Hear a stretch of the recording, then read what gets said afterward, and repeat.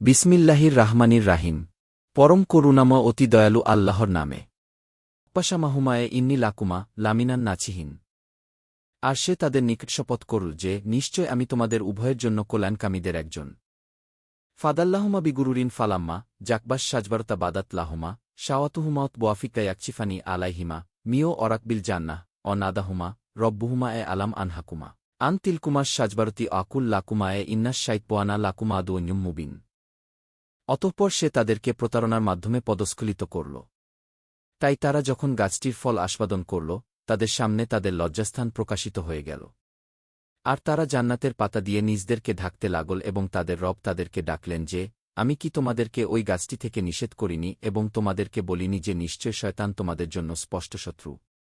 কলারবানা জোয়ালামনা আনফুসানা অইল্লাম তারকফিলানা অর্তাহামনালানা কুনান্না মিনাল খাসিরিন।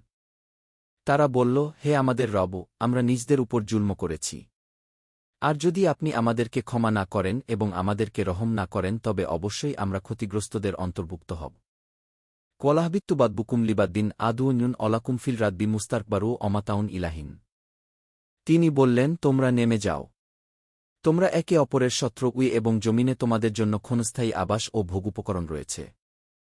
কলা ফিহাতা হিয়াওনা অফিহাতা মুতুনা অমিনহাতুক্রুজুন।